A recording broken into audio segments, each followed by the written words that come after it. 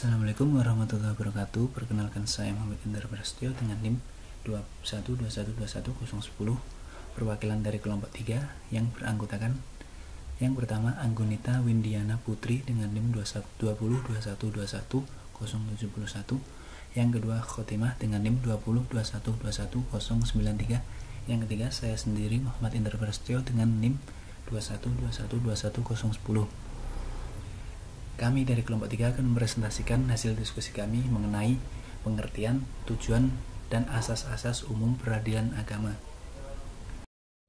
Materi yang pertama akan saya sampaikan, yakni mengenai pengertian peradilan, peradilan agama, pengadilan, dan pengadilan agama.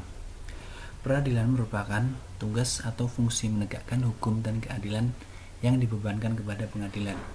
Peradilan adalah hal atau proses yang berlangsung di pengadilan dan berkaitan dengan tugas penyidikan, memutus dan mengadili perkara dengan menerapkan dan menetapkan hukum atau in concreto. Kata peradilan dibedakan dengan pengadilan, meskipun kedua kata ini memiliki akar kata yang sama, tapi karena imbuhannya berlainan, maka keduanya memiliki makna yang berbeda. Dalam istilah Inggris, peradilan itu dipadukan dengan kata judiciary, dan dalam bahasa Belanda dengan kata recurpat, yang maksudnya adalah segala sesuatu yang berhubungan dengan tugas negara dalam menegakkan hukum dan keadilan. Poin selanjutnya yaitu pengertian peradilan agama.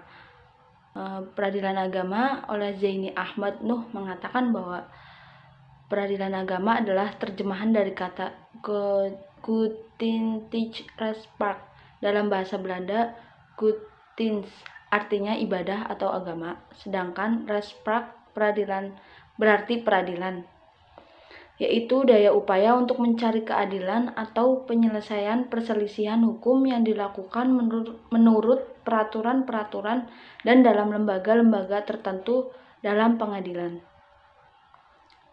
Poin selanjutnya, pengertian pengadilan.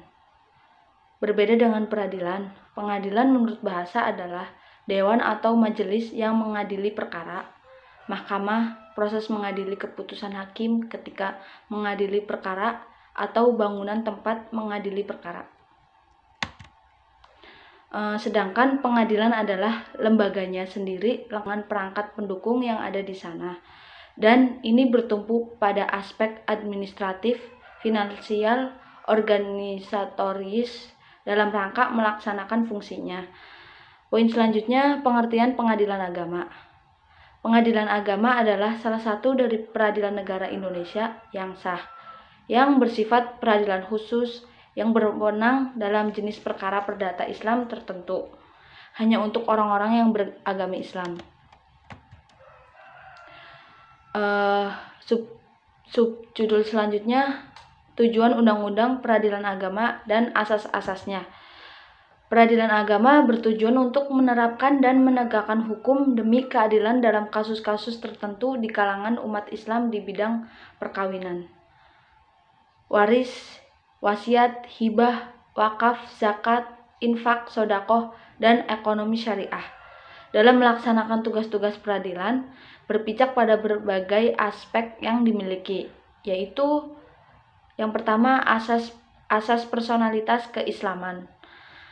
Asas personalitas keislaman adalah asas utama yang melekat pada undang-undang peradilan agama yang memberikan makna bahwa pihak yang tunduk dan dapat ditundukkan kepada kekuasaan di lingkungan peradilan agama adalah hanya mereka yang beragama Islam.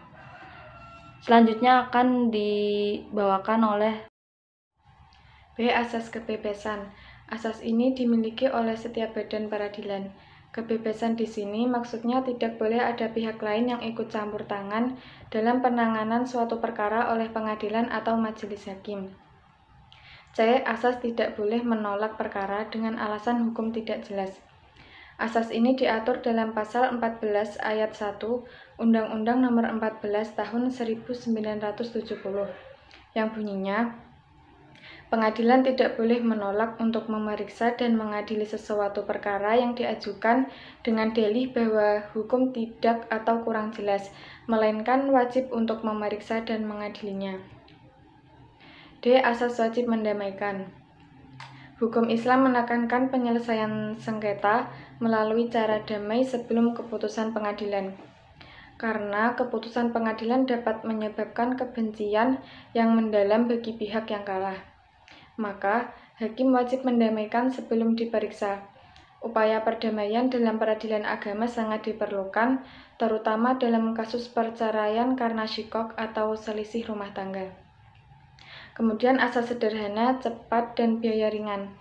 Asas ini diatur oleh Pasal 4 Ayat 2 Undang-Undang Nomor 14 Tahun 1970 yang telah ditambah dan diubah dengan Undang-Undang Nomor 35 Tahun 1999 yang bunyinya, peradilan dilakukan dengan sederhana, cepat, dan biaya ringan.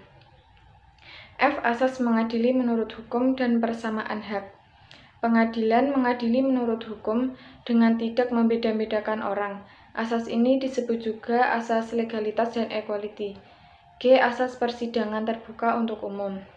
Persidangan dilakukan secara terbuka untuk umum dengan maksud agar proses pemeriksaan terhadap saksi-saksi, ahli, barang bukti, dan terdakwa bisa dilihat oleh siapapun. Artinya tidak ada yang ditutup-tutupi ataupun kecurangan. Yang terakhir, asas peradilan dilakukan dengan cara hakim majelis. Dalam proses pemeriksaan perkara, harus dilakukan oleh majelis hakim dengan sekurang-kurangnya terdiri dari 3 orang. Apabila dalam keadaan mendesak, dapat dilakukan pemeriksaan oleh hakim tunggal, tetapi dengan izin dari Mahkamah Agung. Baik, demikian presentasi dari kelompok kami. Kurang lebihnya kami mohon maaf. Wabillahi taufiq wal hidayah. Wassalamualaikum warahmatullahi wabarakatuh.